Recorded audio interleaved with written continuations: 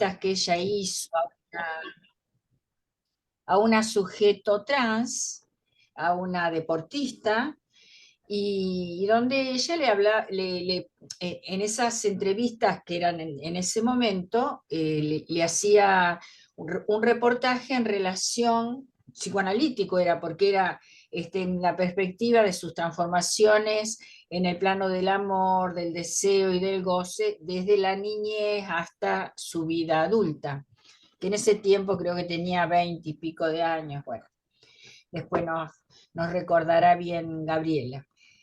Bueno, Gabriela es psicoanalista, practicante del psicoanálisis en Tucumán, el Jardín de la República.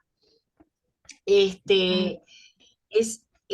miembro del GIOM 2, que es un grupo del campo freudiano, y profesora de psicología de la Cátedra de Niñez y Adolescencia de la Universidad Nacional de Tucumán. Es autora de los poemarios Cool 2021 y El tiempo que brota 2023, de Editorial Lago. Bueno, el título que ella puso para esta ponencia es El niño y la niña llamados trans, el psicoanálisis a la altura de la época y del sujeto. Primera observación, el niño y la niña llamados, ya ahí tenemos un concepto, llamados trans, o sea que el nombre viene del otro. Y del otro social, digamos, pregunto también, porque a lo mejor no es así, pero bueno, yo lo interpreté así. Y el psicoanálisis a la altura de la época y del sujeto. Nosotros solemos decir el psicoanálisis a la altura de la subjetividad de la época, lo acortamos, pero ella creo que enfatiza esto del sujeto, uno por uno, ¿no? Y el psicoanálisis a la altura de la época, que consuena con lo que ese dicho de Lacan, del psicoanalista Jacques Lacan, que dijo que renuncia a aquel practicante del psicoanálisis que no está a la altura de la subjetividad de la época. Más o menos así es la frase, pero en función y campo de la palabra habla de ese deber del psicoanalista de transformar sus respuestas en relación a las transformaciones y al malestar de su época, que no se quede dormido en una postura dogmática o que sería en la época de Freud, ¿no? Repetir, repetir, como hizo Freud, este, y bueno,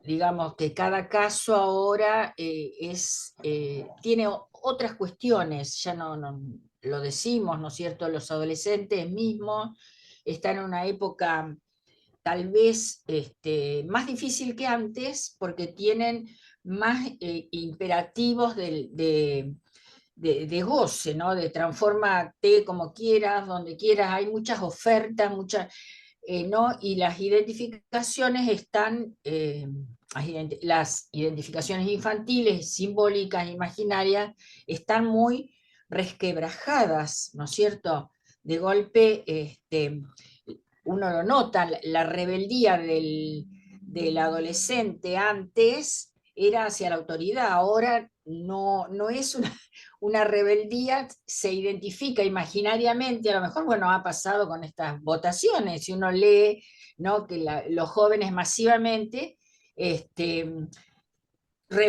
asqueados, que se quisieron rebelar y bueno, y votaron a todo lo contrario, a lo mejor a lo que sería seguir las tradiciones de los partidos, de los equipos de políticos y demás. Que uno, bueno, esto lo digo un poco, es mío, esto es muy espontáneo, pero creo que es para estudiarlo como que hoy la rebeldía se da identificada a cuestiones de, por ejemplo, la palabra libertad. Libertad, ¿qué quiere decir hoy y qué quería decir hace, en el siglo pasado? ¿No? Que qué es esto de la libertad, qué es esto del... Bueno, que creo que Miller hizo un posteo, un tuit mandó, ¿no? Que a veces lo que entendemos por libertad nos ahoga, es diferente digamos, a la época anterior. Bueno, nosotros la cuestión trans la venimos trabajando, hemos plasmado en este libro eh, que salió hace poco. Acá hay mucho del trabajo que vinimos haciendo de conversaciones en el Erinda. Es nuestro regalo, sería el regalo del taller que venimos trabajando toda la cuestión trans. Lo hemos puesto en capítulos, por ejemplo, traumatismo sexual y sexuación, que son transcripciones de lo que fuimos conversando. Sexuación más allá de la biología y el género, aprendiendo de la clínica, el caso P, que fue el primer caso que hace 4 años, cuando armamos el taller en relación a la época trans, tomamos este caso porque era paradigmático en el punto de que era un fantasma materno, se fue despejando después, que la madre veía que el chico le gustaba pintarse las uñas, jugar con la tía artista, a que hace teatro la tía, y entonces el chico identificado a eso, pero que él no tenía ningún problema ni renegaba de su cuerpito, él era un chico feliz, que le iba bien en la escuela, y bueno, y era un fantasma materno, eso se fue trabajando en las entrevistas con la analista no lo tomó en análisis porque así fue haciendo entrevistas con los padres y con el chiquito por separado. Un chiquito de 4 años, ¿no? Bueno, después tenemos otros como disforia de género, ustedes se acuerdan, acá otro invitado que fue Diego Villaverde, que hoy iba a tratar de estar, que andaba un poquito resfriado, con bronquitis, y entonces iba a hacer un esfuerzo, dice, pero no sabía si podía estar, y les manda saludos. Él había traído toda la cuestión del caso Sasha, con respecto a esto que le llaman disforia de género, y que es un documental, ¿no? Es una chiquita que los padres incluso recurrieron a una clínica de reasignación de género. eh, y también habló eh,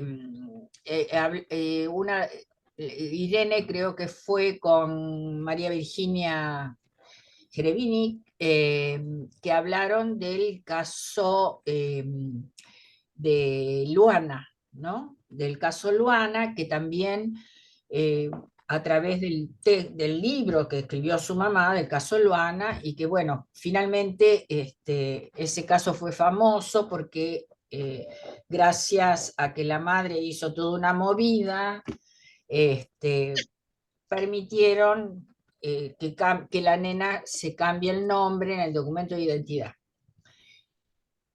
A los 6 años. Y lo que la chiquita esta cuando llega a los 16, creo que no acepta que le hagan, que sigan con la hormonización, o que creo que había empezado con hormonización, que es lo que brinda los servicios de reasignación de género en los hospitales públicos.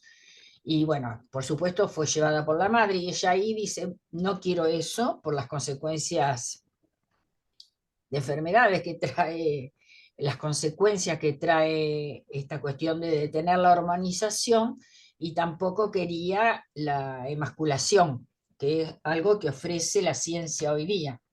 Entonces, toda esta cuestión trans nos abre toda una problemática que es nueva, entonces tenemos, porque Lacan no fue la época de Lacan. Entonces, no nos dejó un camino hecho, pero sí sirven los principios que dejó la orientación lacaniana, que es ver si alguien rechaza su cuerpo en la forma forclusiva que dice, bueno, hay una certeza, como lo vimos con la película del caso Lara, ¿se acuerdan? La película Girls, que esa película que era de la chica, la bailarina, que tenía una pasión por el ballet, y bueno, ahí había una certeza, nacía en el cuerpo equivocado, y ella hizo la detención de la bueno, todo el tratamiento hormonal, y además después buscaba la emasculación. O sea, ahí se ve bien que era una certeza lo que movía a esa persona, diferente a cuando hay una disconformidad, lo que se llama disforia de género. El chico no está conforme con su género y tiene una molestia con su cuerpo y que hay que ponerlo al trabajo a eso en un análisis, porque no es que el chico quiere que le cambien de género y que eso tiene que ver con las identificaciones y hay que un poco más allá de cambiarle el nombre en el documento, más allá de todo lo que puedan hacer los padres o la ciencia, él solito tiene que ir sexuándose. Y eso se ve en un análisis, se trabaja en un análisis. Bueno, yo creo que más o menos un pantallazo que estamos recién iniciándonos, Gabriel. O sea que por eso queremos que vos nos vuelques, nos transmitas eh, tus investigaciones, porque nos van a servir para seguir motorizándonos. Tal vez para el año que viene, pero bueno. Así que Sí, este, sí, yo creo que tenemos el antecedente de los grandes psicoanalistas que han contribuido de Freud para acá, con la transformación, digamos, de los conceptos psicoanalíticos a partir de la experiencia, eso es muy valioso, de la experiencia clínica, porque al principio Freud era muy cauto con atender, por ejemplo, psicosis. Otros psicoanalistas tomaron la posta de la psicosis. También respecto al autismo, más cercano a nosotros en nuestra época, y yo creo que algo de eso está sucediendo con la cuestión trans. Y yo cuando lo leía, tengo unas notas sobre la cuestión.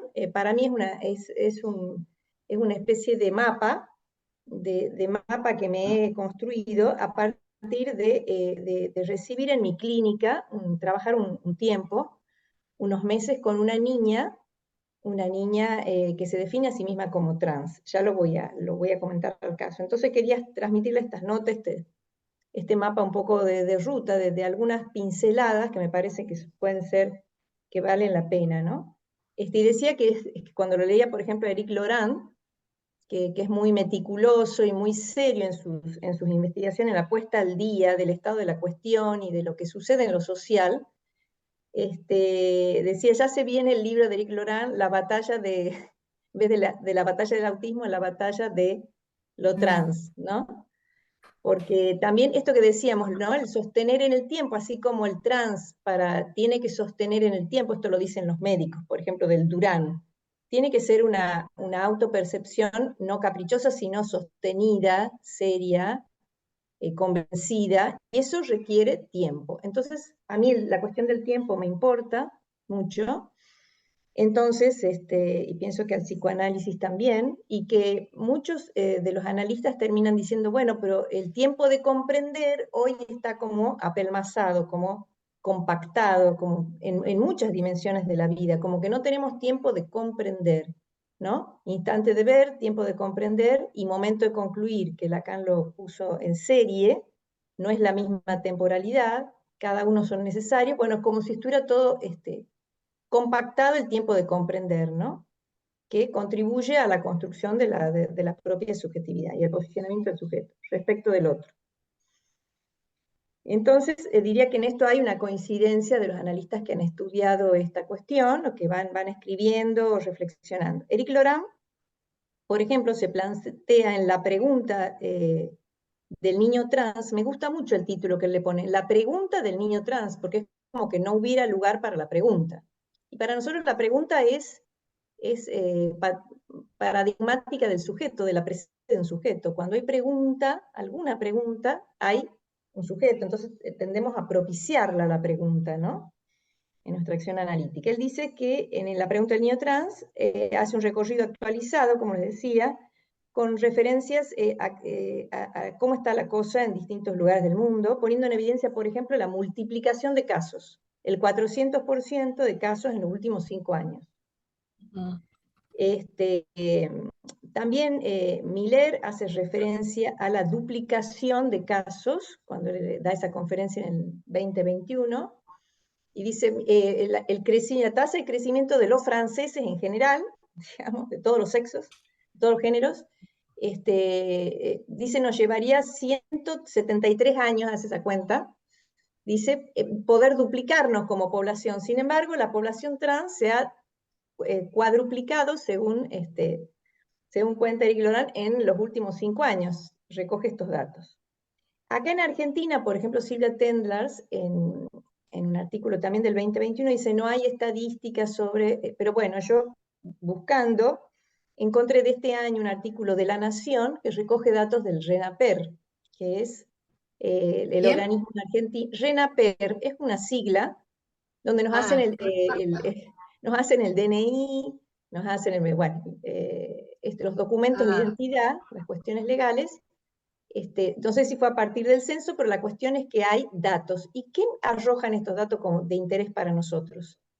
Que desde el año, creo que 2011, vienen registrándose y con unos códigos de barra muestran cómo los casos de transexualismo male to female, M to F, o sea, de masculino a femenino, esta sigla, se han ido estabilizando, digamos, en su insistencia numérica, pero los que han ido creciendo eran los más, ¿no? Es decir, los varones que transitaban hacia lo femenino, hacia mujer. Es decir, mujeres trans.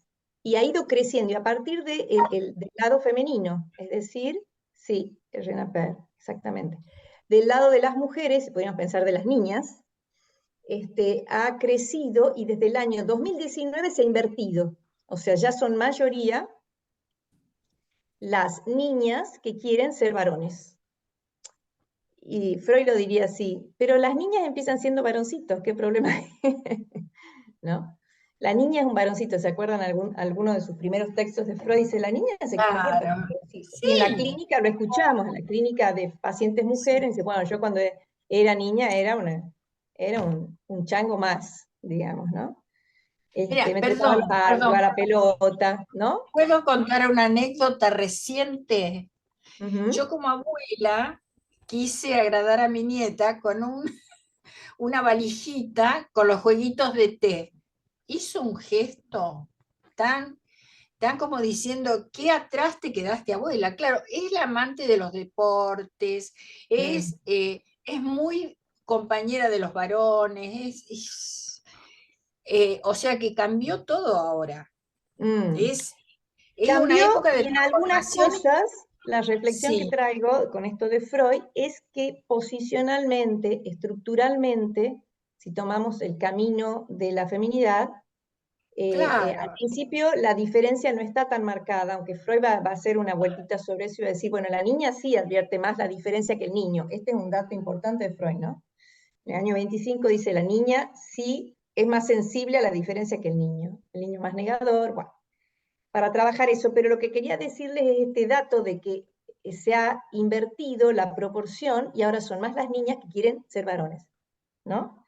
Porque del lado de los varones, digamos, tienen, incluso en la transformación quirúrgica y médica, tienen algo bastante, podríamos decir, delicado que perder de su cuerpo, ¿no? No es cualquier órgano, ¿no? Perder su órgano masculino. En cambio, las mujeres, por ejemplo, que se hacen ablación de las mamas, algunas preservan el útero, es otro órgano que tiene que ver con, ¿no?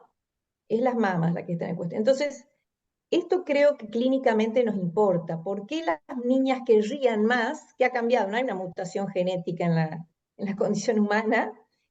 Obviamente es algo del orden de una mutación social, de la subjetividad de la época, de la Sí. mentalidad, como decía el historiador de las mentalidades, ¿no? Philippe Arié. Bueno, entonces con ese dato recuerdo un poco que ya lo hizo Graciela, cómo me interesé en este tema a partir del caso Lulú, de la cátedra también en Psicología de la Niñez y de la Adolescencia, donde los propios alumnos, que son un poco los jóvenes con que trabajamos cotidianamente, nos traen los temas para investigar. Y así es que conozco el libro de testimonial de Gabriela Mancilla y el caso de Lulú, sobre el que he escrito y me he interesado, y luego la joven, esta deportista de hockey, que la entrevisté y recogí el testimonio. Como en el autismo, los testimonios de adultos trans son me parece que son muy valiosos para nosotros, ¿no? Hemos Sí. aprendido mucho los psicoanalistas a partir de esos testimonios, como aprendió Freud de Schreber, ¿no? De las memorias. Entonces, también en las jornadas de la cátedra en el 2019, recibimos, y atándolo con los datos que les cuento de esa inversión de las niñas quieren ahora ser son más las niñas que los varones que quieren hacer la transición, justamente hicimos en la mesa panel, que se llamó Identidades, recibimos a unos chicos trans, y en particular a Nicolás, que era profesor de educación física, y dio testimonio de su transición, ¿no? Y proyectamos un documental que se llama Los pájaros, hecho en Tucumán, muy bueno, de un psicólogo y director de ¿Eso no cine. se puede Bueno, acceder a ese material de sí, fílmico? el de los pájaros te lo puedo pasar, Graciela. Es- Sí, sí, te Bueno, lo paso. estaría bueno. Bueno, Bueno, después vino la pandemia, no es una cosa menor, donde los jóvenes y los niños quedaron y los adultos, muy trastornados por un encierro brutal, ¿no? Y la desconexión de esos espacios de socialización y de palabra, etc. Entonces sigo un poco con lo que pensé. A su vez, es importante la clínica, digamos, que están llegando lentamente a los psicoanalistas, pienso, no sé, que después lo discutiremos, casos de niños y niñas con esta presentación trans, digamos, con esta declaración de ser trans, como el caso que voy a presentar. Entonces, tanto Eric Lorán como Miquel Bassols, como Silvia Tendras, por citar a tres autores, coinciden en la importancia del tiempo, como les dije al principio, ¿no? En considerar el tiempo. A su vez, en este artículo, en esta ponencia de Miller, de Jacqueline Miller, del 2019, perdón, es del 2021 también, que él dice, el problema ya estalló, la cosa ya estalló, y en esa conferencia se remite a una intervención no sé si ustedes la conocen, Paul Beatriz Preciado, que es una ujú. transexual, tiene varios libros, filósofa. Acá estoy viendo a una colega de la Universidad de Tucumán que enseña filosofía de la educación, filósofa Beatriz Paul Preciado, que la invitan en la escuela de la COS Freudienne en 2019 a que ella haga una intervención con un tiempo X. Parece que se pasa el tiempo y después hace una entrevista muy breve. Y ella medio se enoja porque la entrevista era breve, y después escribe un libro y no la cita la entrevista, entonces dice, no, ¿qué es esto? Dice, mire, está jugando con malas armas. Está llevándonos Mm, a una batalla, dice, y nosotros no estamos en guerra, dice Miller, no estamos en guerra. Y de ahí sale lo de dócil a lo trans, ¿no? ¿Qué clase de mm. docilidad sería la de un analista frente a estas demandas, digamos, ¿no? Y yo pensaba en relación a eso, a las indicaciones de Lacan respecto a la demanda, concepto muy importante para el psicoanálisis de la orientación lacaniana, cómo el analista recibe la demanda así como viene, se hace dirigir la demanda, ¿no? Produce y recoge ese efecto de transferencia, siendo dócil esa demanda tal como se presenta, con la idea de que la demanda está conectada con el deseo, vía las interpretaciones o intervenciones del analista, y que a su vez la demanda transforma la necesidad. Entonces, el primero que piensa que estamos trastornados por la demanda es Lacan, ¿no? O sea que un poco esta época responde bastante bien a ese tríptico de necesidad, demanda y deseo, que no son lo mismo y que a la vez también sabemos que el amor permite condescender a una a la otra, porque hay cierto momento como de divorcio, ¿no? Entre el deseo, que no quiere saber nada del goce, y el goce, que anda acéfalo por la vida y no se entera del deseo y del amor. Entonces hay una cosa, voy a apurar un poquito el paso, pero interesante de Miller, que él dice, habla de su nieto de 16 años, en esa conferencia dice, bueno, él va al mismo colegio que iba yo, y lo que pasa en el colegio de mi nieto, que tiene 16, es muy distinto a lo que nos pasaba a nosotros. Y mi nieto me instruye de cómo tengo que dirigirme a un chico o una chica trans. A ver si se lo leo. Dice, es el heredero, es el más joven de mi familia, es el heredero del apellido, es ecologista, apasiona física, en fin, y me da lecciones sobre el gender. Tiene amigos trans en el aula. He aquí que hace medio siglo yo estaba en el mismo instituto, a la misma edad, y no había transexuales entre nosotros, como mucho uno o dos dandis un poco andróginos. Estábamos entre chicos, no chicas, no trans. Mi generación todavía usaba guardapolvo en 8º año y la pluma sargento mayor, no sé. El bolígrafo estaba prohibido. Era la edad media, dice Miller, de manera muy simpática. Era la edad media. Entonces el nieto le dice, pero abuelo, no debe decir que se convirtió en una chica, es ofensivo para él. No, él es una chica. Y cuando tu mejor amigo, también peinado, te dice que es una chica, ¿qué haces? Acojo lo que me dice con respeto y gentileza, dice mi hermano. Bueno. Entonces, ahora viene la cuestión de la época y de estar a la altura del sujeto. Para mí fue un hallazgo, me puse contenta cuando lo encontré, porque digo, si tenemos una especialidad los analistas, es ser especialistas en el sujeto, podríamos decir, ¿no? Alguien dijo alguna vez, no, somos analistas, somos especialistas en el objeto. Bueno, no hay sujeto sin cierta relación con el objeto que lo causa, ¿verdad? Que causa su deseo, pero somos especialistas en esa falta producida por ser seres de lenguaje en el individuo, que por lo tanto no se reduce a ser un mero organismo. Bueno, aquí lo tenemos, aquí lo tenemos. Entonces, el analista debe estar a la altura de la época, es lo que más repetimos, cosa que estamos muy de acuerdo, por supuesto, y él propone en una conferencia en Lyon, que está en un librito pequeño que se llama Mi Enseñanza, cuenta Miller que después de que publicó sus escritos, le hacían muchas entrevistas a Lacan, entonces iba dando conferencias aquí para allá. Y esta es muy linda, la verdad que son conferencias muy lindas. Este es de Lyon, en 1967, en un hospital de salud mental, y allí dice, tenemos que estar a la altura, y les leo, el psicoanálisis concierne a las cosas referidas al sujeto. Se volverá algo cada vez más sutil de preservar en medio del movimiento cada vez más acelerado en el que entra nuestro mundo, imagínense, ¿no? Así como premonitorio. Bueno, por otro lado, Miquel Bassols, en su libro La diferencia sexual no existe en el inconsciente, que es del 2021 también, incluye una breve entrevista, que es la que Paul B. Preciado no incluyó en su libro, que se llama El monstruo que les habla, ¿no? Y acá yo recorté la cuestión del tiempo. Él dice, Miquel Bassols en uno de los capítulos dice, hay 3 tiempos. El primero es la modificación biohormonas de los caracteres secundarios, ¿sí? El segundo tiempo es un tiempo subjetivo, un tiempo psíquico. Busca cierto acuerdo psíquico. Este es el tiempo subjetivo y por tanto no se puede medir, es absolutamente singular. Y el tercer tiempo quirúrgico, mastoplastia, faloplastia, etc., en duda su funcionalidad de la faloplastia, pero ya llegará, dice Miquel Bassols. Lo importante es que este tiempo es irreversible. Entonces quedan ahí las 3 cuestiones, ¿no? Este es irreversible. Y los del Hospital Durán, por ejemplo, leí una entrevista, he leído un montón de artículos periodísticos, así que no sé, me armé como 3 páginas para no olvidarme por dónde había pasado yo también, ¿no? Por dónde había transitado tratando de investigar esto. Bueno, en el Durán dicen ellos que los padres, acá hay un tema que me interesa mucho, que tiene que ver con Tenemos que dejar miguitas como Hansel y Gretel. Por Sí, aquí ¿no? anduvo. Sí, claro, sí, claro, si no, es realmente para perderse. es mucho. Pero es muy interesante. Y ahí el del Hospital Durán, el médico Adrián, ahora no me va a salir su apellido, pero es muy conocido, dice, bueno, entendemos a los padres que tienen miedo, porque efectivamente estas decisiones tienen consecuencias sobre el futuro, ¿no? Sobre el destino Claro.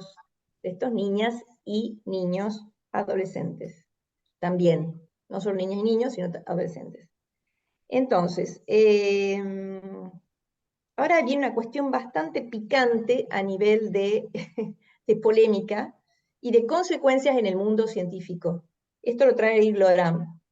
Él dice Mm, que, bueno, hay un profesor, se los cuento así, hay un profesor que se llama Kenneth Zucker, lo pueden encontrar, googlear, que es un profesor de la Universidad de Toronto, dice, ¿cómo dice? Ay, no me sale ahora, el Capitolio, estaba en el Capitolio y lo tiraron en el Monte Taigueto, ¿no? O sea, cayó en la desgracia. ¿Por qué? Porque él proponía un tratamiento más, que considerara el tiempo, digamos, donde se desplegara más la cuestión del tiempo para sus pacientes en una institución de salud pública. ¿Y qué sucedió? Que, bueno, grupos más fundamentalistas dieron testimonio, lo acusaron de dilatar los tiempos y no responder a las necesidades de los pacientes. Este aquí que lo echaron, pero la Universidad de Toronto no lo echa, fíjense, interesante. Después los testimoniantes dicen, algunos se arrepienten y dicen, no, no era tan así, han interpretado mal, no es que el doctor hizo las cosas mal. Bueno, la cuestión es que gana el juicio. Este médico, este doctor, especialista en estos temas, gana el juicio, pero nunca vuelve a ese servicio. Entonces, ¿qué sucede ahí? Hay como dos bandos dentro de los médicos, digamos, y de los que se ocupan de esta cuestión, y que es, él propone una interlocución prudente con los niños prepúberes, no precipitarse, por ejemplo, al bloqueo hormonal, ¿no? Que mm, implica, bueno, no va a transitar la adolescencia como venía marchando, para evitar que surjan los caracteres propios del sexo de nacimiento. Entonces, ¿Cómo se hay un llama el dato, doctor? se llama El doctor Kenneth Zucker con Z, Zucker. Kenneth Zucker, sí. Eric Loran lo nombra en ese artículo de la pregunta de los niños trans. Y hay un dato que los niños que han sido, digamos que se ha bloqueado su hormonización y que han sido tratados ya por la medicina, ¿no? Y toda esta intervención médica antes de la pubertad, ¿qué sucede? El 60% continúa. Hay dos hipótesis al respecto. Los que dicen que lo que hace Zucker es dilatar, Ujú. innecesariamente, dicen que bueno, que eso confirma que es lo que había que hacer, porque no se arrepienten. Y Zucker tiene otra interpretación y dice que no, que los que reciben ese tratamiento acostumbra demasiado pronto al niño a recibir un tratamiento que tendrá que seguir de por vida. Yo pensaba en eso que decía Freud de la masturbación, ¿no? Una relación con nuestra sexualidad autoerótica. Él decía que Freud era lo más alejado a la moralina, ¿no? A la moralina fácil. Decía, bueno, ¿cuál es el problema de la menstruación? De la menstruación, valga el lapsus, ya que estamos con los trans, de la masturbación. ¿Cuál es el problema de la masturbación? Y que te acostumbra a lo fácil, dice Freud. No me acuerdo dónde lo dice. Para mí una perlita. Es decir, en vez de hacer un circuito más trabajoso, ir hacia el otro Lo- sexo, pasar por todo, ponerte colorado, presentar tu cuerpo, que es de una determinada característica, al otro, en fin, todo eso que sucede en la adolescencia y la pubertad, bueno, no, porque el goce autoerótico está más a mano, lo sabemos, y te acostumbra a lo fácil, digamos. Bueno, entonces fíjense qué interesantes esas polémicas que se van armando, ¿no? Y Miquel Basol dice que no hay que ser ni tecnoprofeta fascinado, de estas transformaciones corporal, quirúrgica, etcétera, ni biocatastrofista apocalíptico. Y él sigue y lo cita, y con esto termino, a un sociólogo también muy interesante de escuchar, joven, un joven transexual, de nacimiento era mujer, era una niña, lo que Miller decía, no hay que decir, bueno. Y él dice, por ejemplo, no se sacó los pechos, y dice que él escribe un libro muy interesante que está carísimo, bueno, en fin, yo intentaba conseguirlo, Bueno, me voy a tomar un tiempito para... él dice, pero hay conferencias que él da, presentaciones en su libro, en este momento, algo así como nacer en un cuerpo equivocado, ¿no? Él dice que el cuerpo no está equivocado, sino que tenemos que reconciliarnos con algo de ese cuerpo. Y también habla del cuerpo robado por la tecnociencia, digamos, ¿no? O sea, hay mucho para pensar de eso. Y sobre el tiempo, antes del caso, Silvia Tendrals opina que la ley de identidad de género permitió la reasignación sin patologizar, que es lo que caracteriza nuestra ley, protege de movimientos segregativos, y es verdad que hay una enorme afectación, digamos, de la vida de las personas trans, lo hubo hasta hace, y lo sigue habiendo, hechos de violencia, de segregación, de no continuar la escuela, interrumpir la escuela por situaciones de vergüenza o de ataques violentos o de desprecio, etc.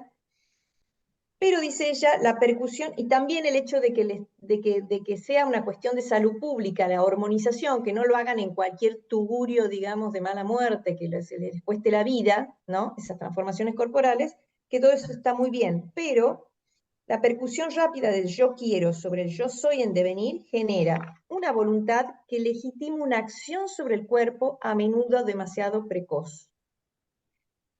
Cuando la satisfacción sexual y la elección de objetos son preguntas que permanecen en suspenso. Son dos términos que hacen a la sexualidad, según entendemos los psicoanalistas, que justamente como el objeto no está decidido de entrada, lo que en la perspectiva de género es la orientación de género, no está decidida de entrada, no hay innatismo en esto, como tampoco no hay en la transexualidad, es un proceso.